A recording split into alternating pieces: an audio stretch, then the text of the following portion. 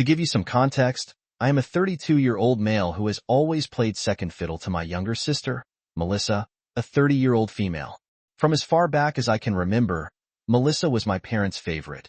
She could do no wrong in their eyes, and they doted on her like she was the center of the universe. Meanwhile, I was always expected to sacrifice, be responsible, and clean up after her messes. If Melissa wanted a new bike, I was told to share mine.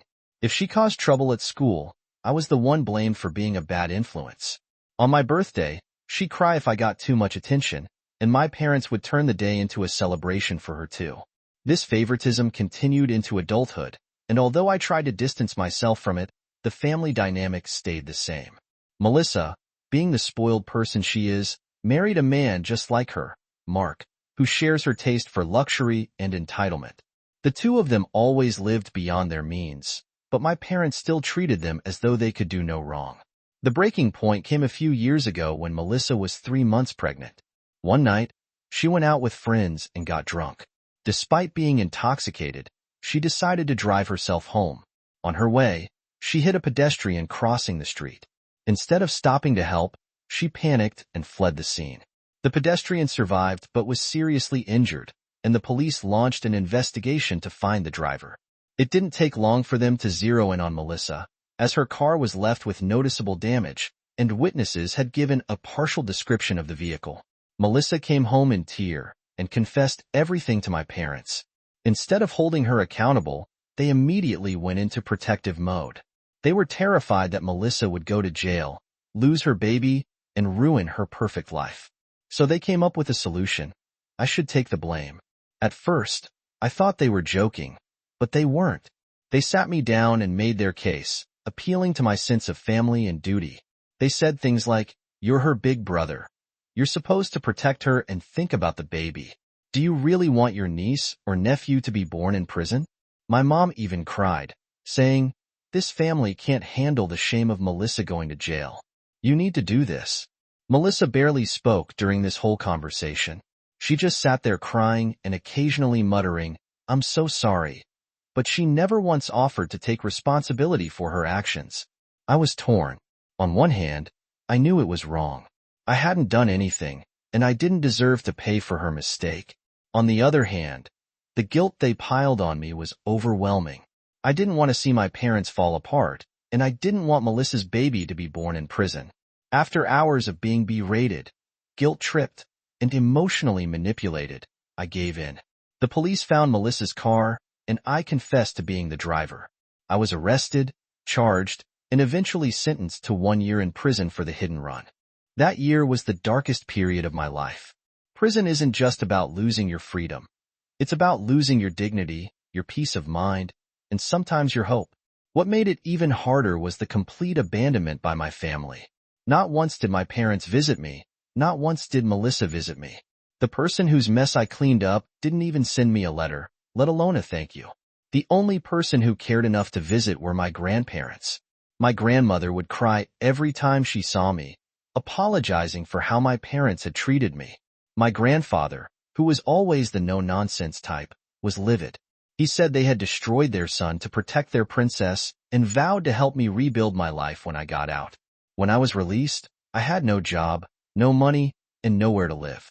I went to my parents' house, thinking I'd at least have a place to stay while I got back on my feet. That's when I learned they had sold the house while I was in prison. Why? Because Melissa and her husband Mark had convinced my parents that they needed a bigger home for their growing family. So, my parents sold the house, downsized to a smaller apartment, and used most of the proceeds to buy Melissa her dream home. When I asked where I was supposed to go, they shrugged and said, "You're an adult man. You'll figure it out." I was crushed. I had sacrificed a year of my life for Melissa, and my parents couldn't even offer me a couch to sleep on. Once again, the only people who stepped up were my grandparents. They took me in, gave me a place to stay, and supported me emotionally while I tried to piece my life back together. Getting a job with a criminal record is nearly impossible. I spent months sending out applications, only to face rejection after rejection. The few interviews I managed to get ended abruptly as soon as my conviction came up. I felt like I was drowning, and the betrayal from my family only made it harder to keep going. My grandparents, however, refused to let me give up. They believed in me when no one else did. Eventually, I decided to start my own business. My grandparents lent me the money to get started, and I threw myself into it with everything I had. At first, progress was slow, but then the pandemic hit, and demand for my product skyrocketed. Within months, the business took off, and by the end of the year, I was making more money than I had ever dreamed of. Over the next couple of years, the business grew exponentially, and I became a millionaire with my newfound success. I bought a beautiful house and made sure my grandparents were taken care of. They moved in with me, and I assured they had everything they needed to live comfortably. I owed them everything, and I wanted to repay their kindness 1,000 times over. A few months ago, I heard through the grapevine that Melissa and Mark had both lost their jobs. They had been living well beyond their means for years, relying on credit cards and financial help from my parents to maintain their lifestyle. Without their income, and with the pandemic, they were on the brink of losing their home. Last week, my parents and Melissa showed up at my house unannounced. They were desperate, practically begging me to help. My parents said things like, "Think about your niece. She doesn't deserve to suffer, and you've done so well for yourself. It's only fair to share with your family." Melissa just stood there looking miserable, not saying much. I listened to their pleas, and when they were done, I laughed. Then I said, "I already helped Melissa once, and it cost me a year of my life. I thought about my niece back then, and do you know what I got in return? Nothing. No visit, no support, not even a thank you. So no, I won't be helping her again." My parents were furious. They accused me of being heartless, saying I was punishing an innocent child for something that wasn't her fault. Melissa finally spoke up, saying, "We're family. You're a man, and my big brother. You're supposed to help." That's when I lost it. I said, "Family? Where was this family when I was rotting in jail for something I didn't do? Where was this family when I got out and had nowhere to live? The only people who acted like family were Grandma and Grandpa, and they're the only ones I care about now. You sold your house for Melissa, so let her figure it out." My parents called me selfish and stormed out, dragging Melissa with them. Since then, they've been bad-mouthing me to anyone who will listen, saying I've let money change me and that I'm holding a grudge. Some relatives have reached out, saying I should help for the sake of my niece, but I don't think I owe Melissa or my parents anything. So, read it. Am I the a-hole for laughing at my parents and refusing to help my sister after everything they put me through? OP's parents and sister took advantage of OP in the most unimaginable way, and now they have the audacity to come crawling back, expecting OP to fix the mess they made. The fact that they didn't even visit OP in prison or offer OP a place to stay when he got out speaks volumes about their priorities. They used OP as a scapegoat and discarded him when they didn't need him anymore. OP owes them nothing. Also, shout out to OP's grandparents. They're the real MVPs in this story. And now, let's hear the community's opinion. Not the a-hole. Bravo for standing your ground. Your sister is the perfect example of someone who never faces consequences because others always bail her out. And look where it's gotten her, completely incapable of dealing with real life. By refusing to help, you're forcing her to confront the results of her choices. As for your parents, their favoritism and manipulation are disgusting. They sacrificed you for their precious golden child, and now they want you to clean up her mess again. Hard pass. Not the a-hole. I'm furious on your behalf. Your parents and sister didn't just betray you. They stole a year of your life. You've already paid the ultimate price for their mistakes, and their treatment of you after you got out of prison is unforgivable. Your grandparents are absolute angels, and I'm glad they stood by you. The life you've built for yourself is a testament to your strength and resilience, and you're under no obligation to share it with people who abandoned you. Not the a-hole. Let me get this straight. Your sister makes a colossal mistake. Your parents guilt you into taking the fall, and then they turn around and sell their house to fund her life, while leaving you homeless. And now they want you to save her again. The entitlement is unreal. You're not heartless. You're setting boundaries with people who have taken advantage of you your entire life. Protect your peace and focus on the people who actually love and support you, aka your grandparents. You owe nothing to the ones who threw you away. I would really appreciate some relationship advice on a delicate financial issue that has come up in a relationship I have with my girlfriend. We have been together for about 8 months and now seem to be at a possible breaking point. To make a long story short, my girlfriend, a 31-year-old female of Southeast Asian descent, wants me, a 29-year-old male, to financially support her parents if we get married. She expects about $1,000 per month. Her Asian family is planning to move to the U.S., and the money would be used to pay for a mortgage for her family. She wants us to have, in addition to our own separate accounts, a joint account to which we contribute some money for our common expenses. Her parents' mortgage expenses would be one of those common expenses. To give some background to the situation, I initially proposed to her that if she was struggling financially because of her parents' expectation to support them, then I would be happy to take a bigger chunk of our common household expenses. By doing so, I would be indirectly supporting her family as well. She rejected this proposal outright. The total cost for my share of the mortgage would probably be around $100,000 to $150,000. She said she would pay a bigger portion to her family, around $2,000 per month. My background and family situation are as follows.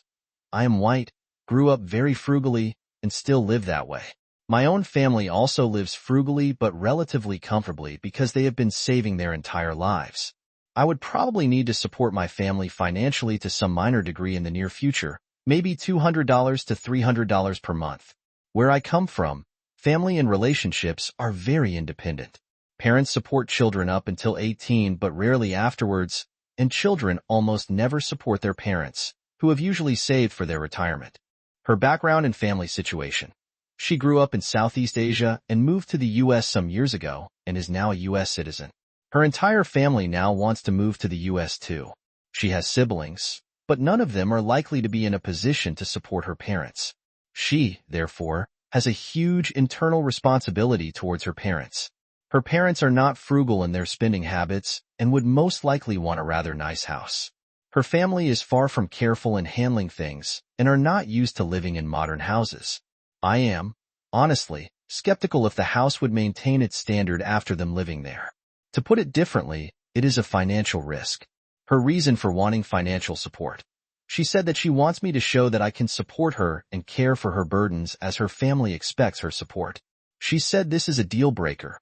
It is a requirement. I have asked her to reconsider and try to find a compromise. She said she has already compromised by the fact that she would pay her family more than I do money we expect to earn. We are still students, but we'll both probably earn quite a lot of money annually. I got a job secured. She doesn't, so even if I would pay $1,000 to her family every month, I would struggle financially but would obviously have less for future savings and potential own children. She would most likely earn more money than I, and could pay for all her family's expenses herself without struggling financially. But, as I mentioned above, her requirement is more symbolic than actual. I really love my girlfriend, and otherwise have no hesitation about our relationship. I really like her family as well, but it does not feel comfortable that I will be expected to support them financially, especially when my own family continues to live frugally. It feels like I would be prioritizing her family in front of my own, and also our future children. I am also uncomfortable with the fact that I would have zero control over how this money is spent. Her parents are outside my zone of responsibility. I am sure that I am not alone with facing this culture clash. I would be grateful for any advice, especially from people in interracial relationships or who know people in similar situations. Update. August 13th. Thanks everyone for your comments and advice. I read all of them. Just a general request, please be kind. Do not call her names. Remember that she is asking this because she is feeling significantly pressured herself. She basically wants me to recognize her burden and feel that I support her. It strongly leans towards that I would not agree to supporting her family financially at all. She needs to be able to compromise, and she is not so far. At most, maybe I would consider supporting them with $200 per month if they literally cannot afford living, most likely not in a house, as this is the amount I would consider appropriate to support my own family. Her family will never come ahead of my own family. I am South Asian, first generation in the U.S. This idea of a husband supporting a wife's family is unheard of where I come from. I don't mean this as a put down. It looks like this requirement is tailor-made for you. Ultimately, it's your money, and you can do with it as you wish. So, it's up to you if you want to sponsor your in-laws indefinitely. The large red flag is that both of you were raised with different views about money, how to use it, etc. This can be a major and ongoing source of friction. As an Asian in an Asian country, please don't let yourself become her bank account. She's taking advantage of you. I swear to you that you'd be better in the future if you don't give her what she wants. Also, there are parents in Asia who think their kids owe them for bringing them into the world. I think this is what she is feeling, that she is ready to give her parents many things because she thinks she owes them that. My husband confessed to having an affair with my best friend, the maid of honor, 9 years after it happened.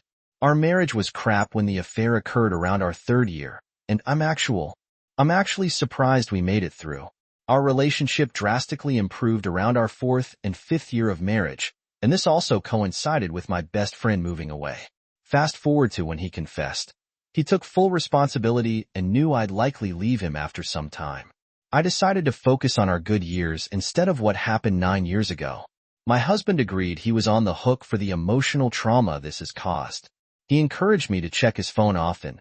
Basically, he stepped up to do what it took to keep me. The reason he confessed so far down the road was that my best friend had returned and was trying to get with him, and he wasn't having it.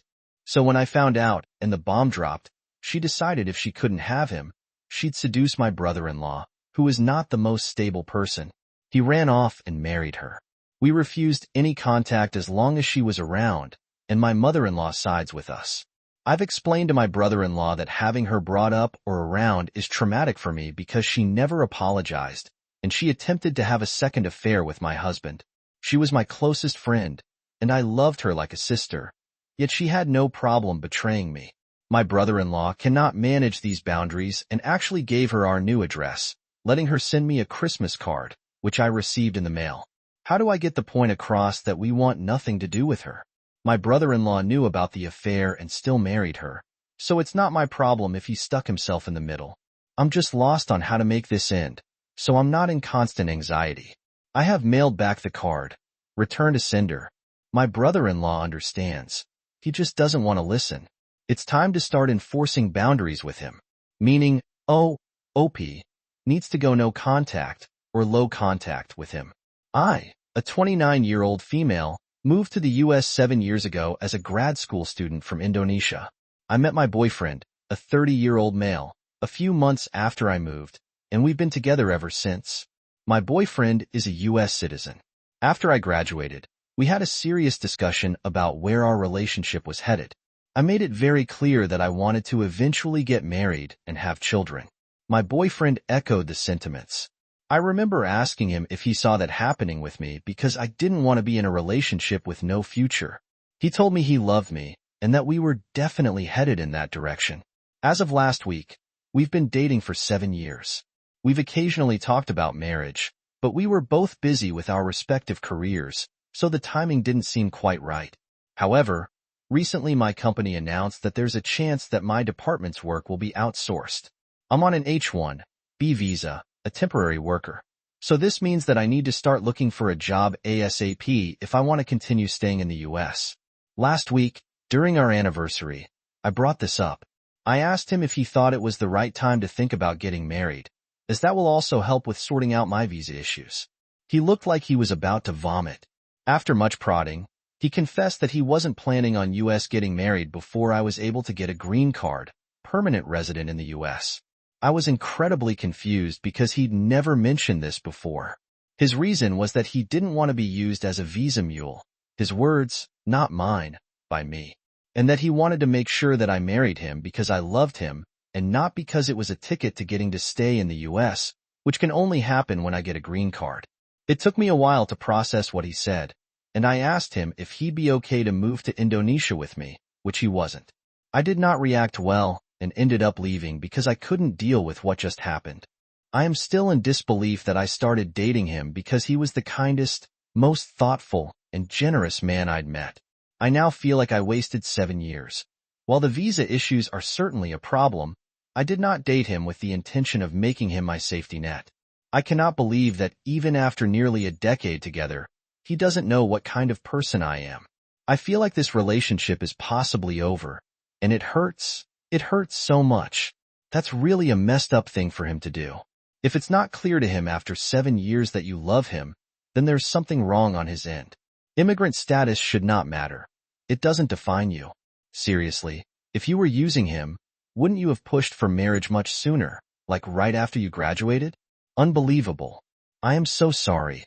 He is a complete a-hole for saying that. I really want to believe there is something else going on, and he spoke out of his butt and feels terrible about it, but I don't know him like you do. You need to decide if a larger conversation is worth having before sending the relationship to the grave. He took the easy way out. 7 years already, and if he isn't ready to get married now, he never will be. Do you live together? He came out with a BS excuse when you get your green card on your own. Drop him, so you can focus all your energy on getting a new job. I am sorry this is happening to you, but he doesn't love you.